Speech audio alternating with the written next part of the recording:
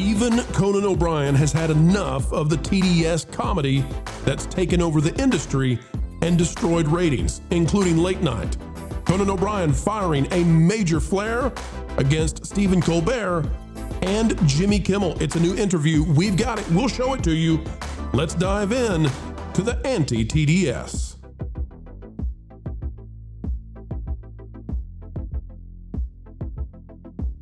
Hello, folks, and welcome back to the best coverage you'll find for late night TV. It's right here, and it's every time on the Pro Channel. Click the like button, drop a comment down below. Let's get to it. Conan O'Brien has much to say about all the crying that Jimmy Kimmel and Colbert have used to destroy the genre he loved. Conan O'Brien has broken his silence after the Rob Reiner, Nick Reiner tragedy, and what is he saying? Well, not what you might have expected. Conan O'Brien has said that TDS has taken too much of a toll on comedy. This is how he comes out swinging. What a strange thing. What a lovely thing. Let's dive into it right now. Out of Fox News by Lindsay Cornick. Conan O'Brien says, F Trump comics have been co-opted by anger. Just screaming. Oh my. Conan, you're such a nice guy. I hope nothing happened at that Christmas party. I hope Conan's just fine, because I love this. I really do love this.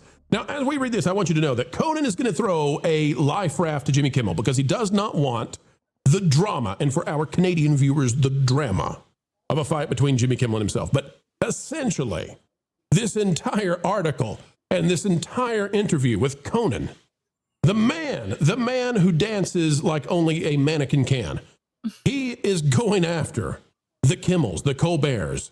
Folks, let there be no doubt. Here's the article. Comedian and former late night host Conan O'Brien criticized comics who are focused on screaming about President Donald Trump than on being funny.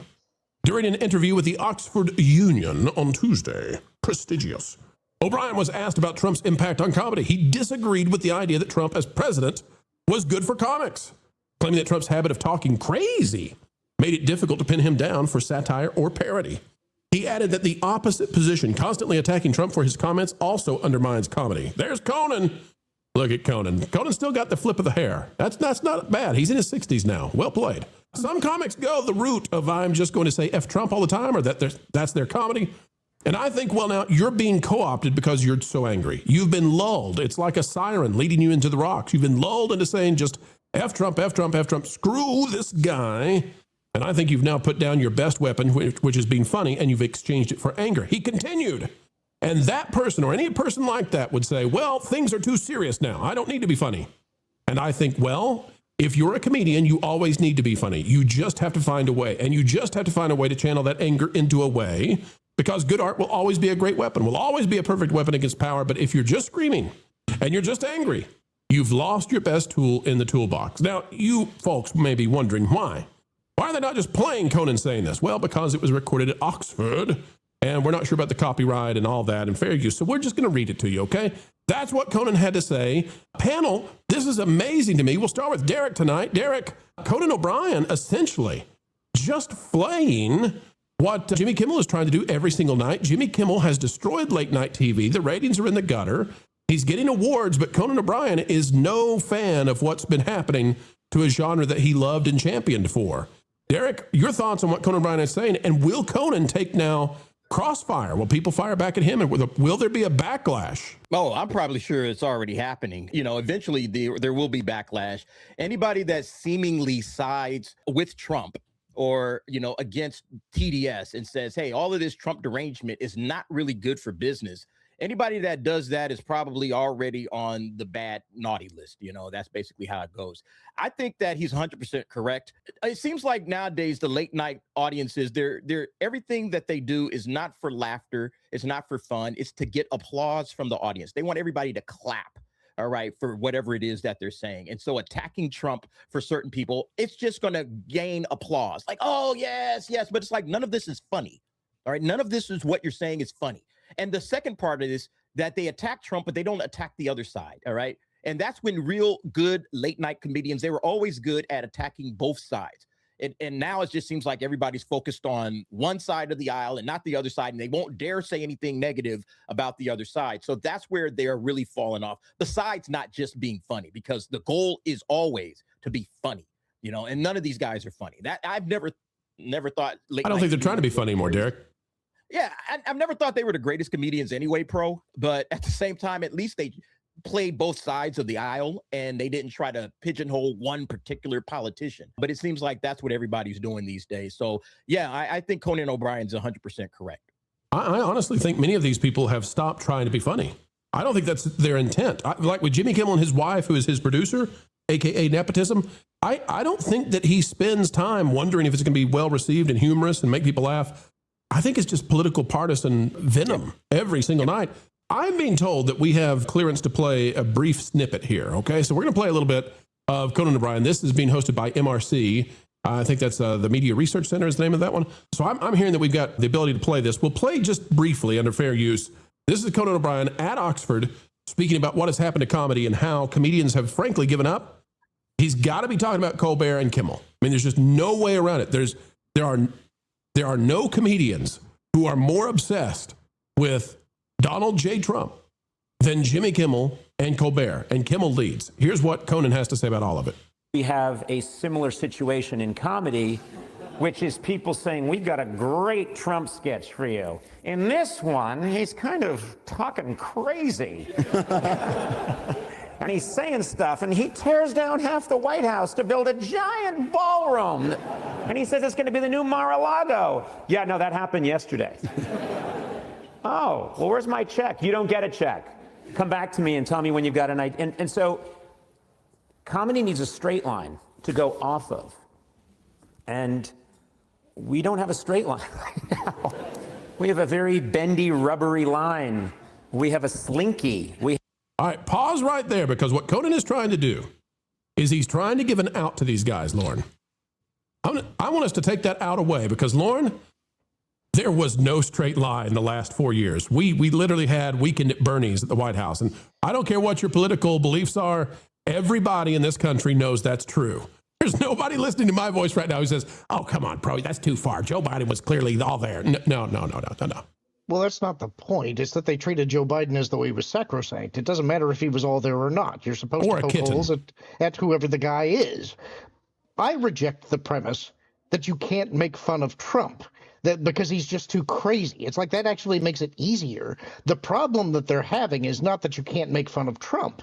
It's that they used to make fun of Trump. My favorite skit that ever involved Trump was when he guest hosted on SNL, and he was playing a janitor, and the guy who was playing Trump, he goes in to clean his room, and he says, look at all of this crass stuff. This is ridiculous looking in here. He says, oh no, it's classy. He's making fun of his own hair.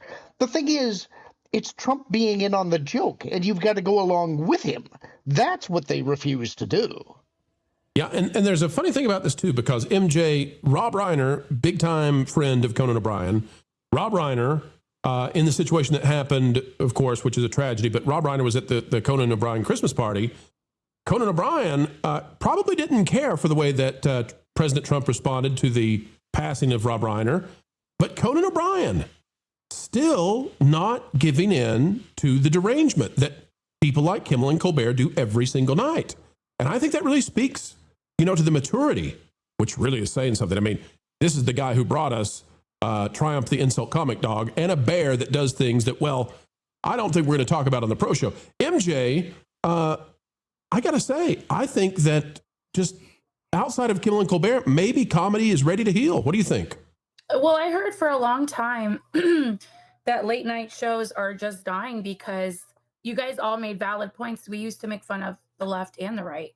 And I found myself, I used to like the Saturday Night Live, and I don't really watch it that much anymore because it just doesn't feel authentic. Everyone's so sensitive and everybody's like afraid. They used to be more like, I hate saying it, more ballsy, right? Like, let's be raunchy with it. Let's just, whatever. Everybody's afraid to offend now. Yeah, everybody's getting offended and everyone's sensitive and like the woke-opolis and all this other garbage. I mean, it's just not funny anymore. It used to be like, I remember when they used to make fun of like the Clintons and the Bush, it was just funny. It was great. Even if they went after Clinton. Regardless of who you voted for. Yeah. It's dying. Yeah.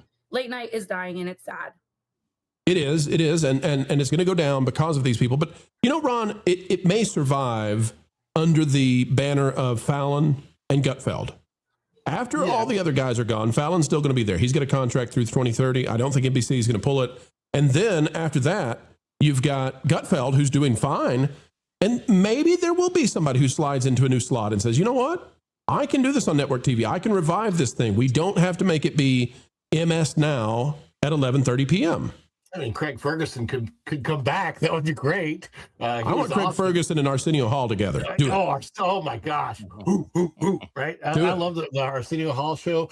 Remember that era when everybody tried to have a late night show? Dana Carvey had a late night show, and Joan Joan Rivers. She came Dana Carvey. Yeah. Dana Carvey got taken off the air because he went after Clinton too hard. Do you remember that? He went after Clinton. And folks, this is how it used to be, where you could go after anybody. And he went after Clinton, and he dressed as Clinton, undid his shirt, and provided sustenance to piglets upon a number of locations across his chest. And thus was taken off the air. Gosh, I want to that era. That is the era in which Conan O'Brien started writing for SNL. He was writing in the late 80s. And look at some of the people that come out of that: Victoria Jackson, Rob Schneider, Dennis Miller, a very prominent SNL cast from the past, all very much on the right side of things now. Now, I don't think Conan O'Brien is at all, but I think that he's got common sense. And I think that that's what, he is looking at this from a perspective of what's entertaining. And it seems like a Kimmel and Colbert, they forgot what actually entertains. And if they did that, one of the things that Colbert did that I don't think has anything to do with Trump, but that whole skit that he did with the vax and the needles and the dancing around, how dumb was that? It was just, to me, there was nothing entertaining about it. And that's where they're lost right now. And Gutfeld and his panel that he has, they're always entertaining. They're fun to watch. They don't always agree. He's got a lot of good people on. Fallon is towing the line, he's just there. And the Tonight Show will last because it's the Tonight Show. They can bring somebody in and replace him. Kimmel was actually, that show was created for ABC. That was a Bob Iger thing, I think, back in the day, for Disney, for ABC. And so there's no Kimmel show without Kimmel because that is so. And it was that there was a time when Kimmel was pretty funny, honestly, but back in the day, you look back, there was actually a time when he had Trump on as a guest and was cordial to him. So the way he's acting about Trump, it just doesn't even, I don't even think it feels it's not authentic. It's not authentic. It's not organic. Yeah. Let me use some numbers. People forget Donald Trump was he was a personality. He was in movies. He was referenced in I don't know, so much magazines. And there are all kinds of rap songs, MJ, where he's everybody wants to be like Trump back in the day. The rap music, he was heavily influential in rap music. A lot of rappers loved Trump. Let me give you some numbers real quick, DA. Back when Johnny Carson was on, average viewership was between 10 and 15 million, sometimes going much higher. That lasted through the 90s. When Letterman and Leno took over, they were getting 5, 6, 7 million viewers. Today, after everything that Kimmel has done, Kimmel is barely getting past 2 million sometimes, and Colbert the same thing. And they sit there and they pretend like things are going well. They're not. And Conan O'Brien recognizes this is the end of late night. This is something he loved, and they destroyed it. And he can't come out and just name them. He can't shame them, but he can undermine everything they've done and say, this is a huge mistake.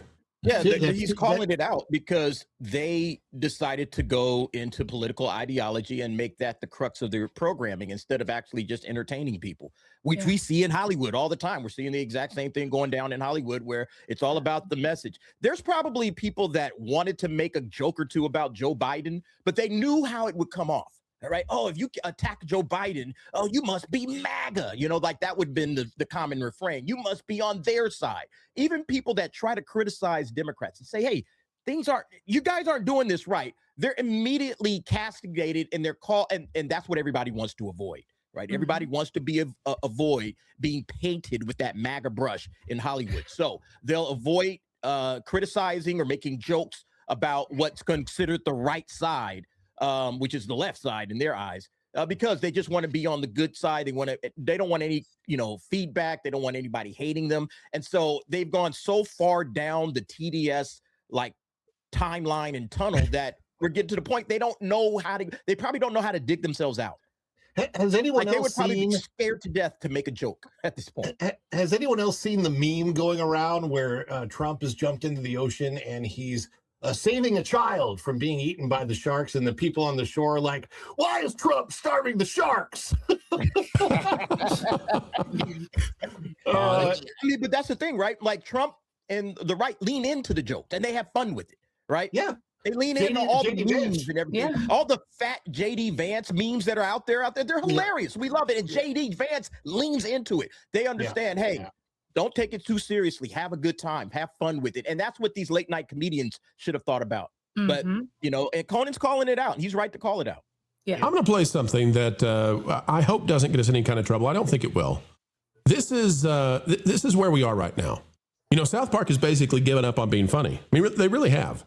Because they're doing what late night does, which is attacking one side. And this is what Conan's... It's not just late night that Conan is criticizing. Mr. Sugar at Scott... Well, it's a lot. I didn't realize the Minnesota Leering Center was located in South Park. People are calling out South Park, and they're making this... I don't know if you all have seen this. This is AI. This is what people are making, replacing Matt Parker, Trey Stone. No, Trey Parker, Matt Stone. There we go.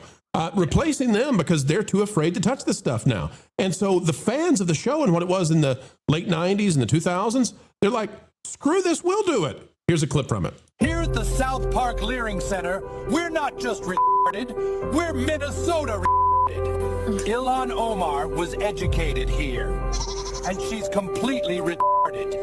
And I know this might come as a surprise, but I myself am retarded. But fans are having to do this now. They're having to take back their favorite comedy.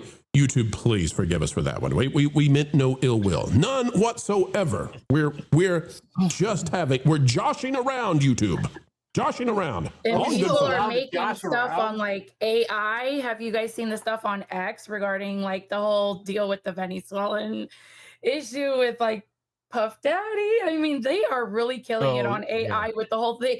That's funny. People are laughing at that. I mean, what would the ratings be, MJ? What would the ratings be on late night with Jimmy Kimmel or Colbert or Fallon if they had come out with a parody about Jimmy Fallon's Leering Center for children who don't read good? Right? They're not going to do it. They're not going to do it because they don't want to play for the actual laughs. That's not what it's about anymore. It's about the tribe. I know you want more. You want more of the Pro Channel, folks, but we've got to head out the door for this video. But fret not yet, for more content is yet on the way. 3 times a day, thrice as nice, right here on the Pro Channel. Oh, what's that you say? You want more than that? Fine, we'll do 4. 4 videos. Well, yeah, that's happening. Folks, as you get ready to go, consider clicking the like button for us. It is a huge help. Also, like, share, subscribe, and click it to the algorithms. It is the notification bell. We would also love it if you could drop on down and give us a comment. We love hearing from you. And although we can't respond to every single comment, we often are reading them indeed. Folks, we would encourage you to consider subscribing to our partner channels, that Park Place, that Game Place, and that Pod Place. We love them all. We think you might too. Until the next time we have the joy of joining with you, keep learning, keep growing, and keep having fun.